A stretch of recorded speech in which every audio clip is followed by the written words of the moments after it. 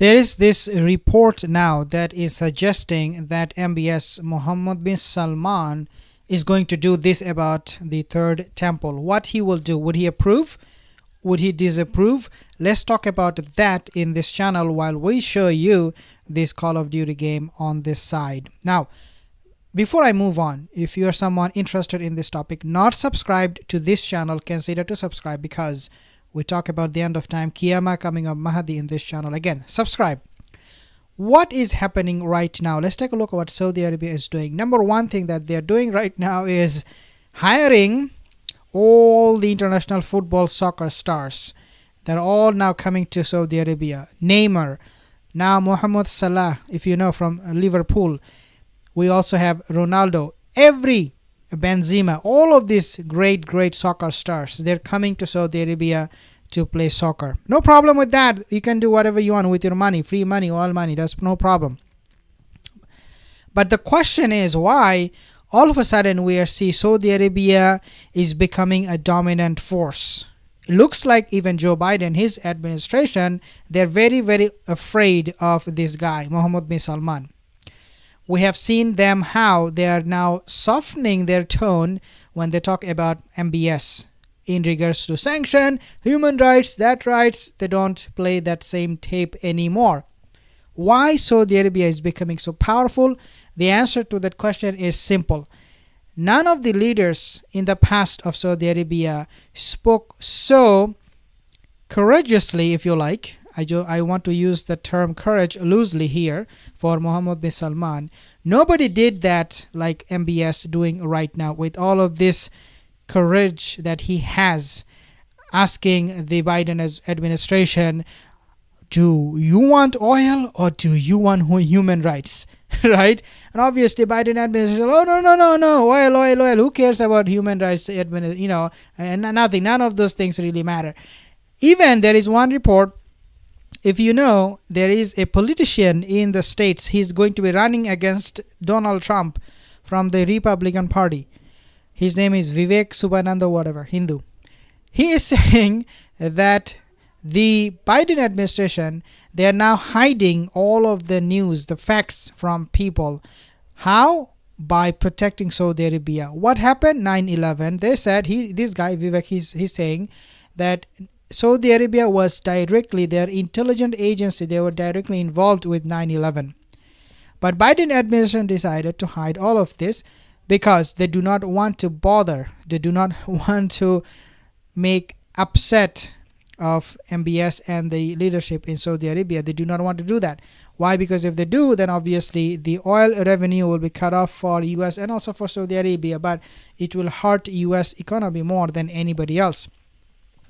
This guy is saying that this Joe Biden administration, they're protecting Saudi Arabia from that 9/11 thing that happened. They are not, in other words, accusing Saudi Arabia directly. We have seen how this new government in Israel, his name is all we know, the guy himself, Benjamin Netanyahu, he's also saying that we can do whatever we want, but we should not be angering Saudi Arabia because MBS, he matters to us a lot. So what he did, he said, okay, instead of making MBS upset, we should actually reach out to him. And so MBS now in talks with Netanyahu, backdoor, not in front of the public.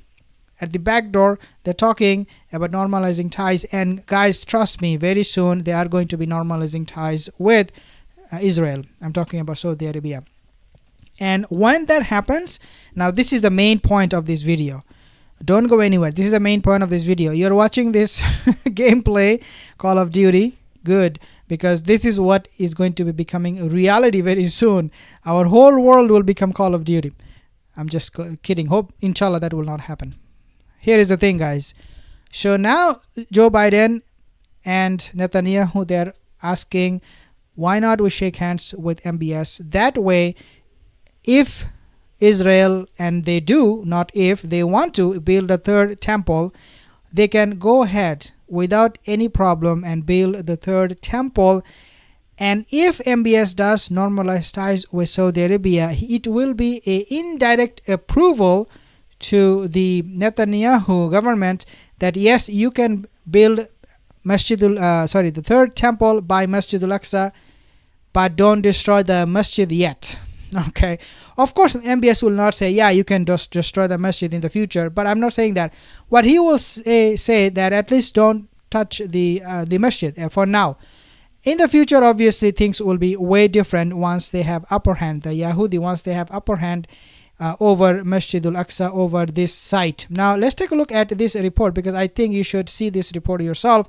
So Temple Mount Al-Aqsa is waiting for Saudi Arabia's Mohammed bin Salman's approval.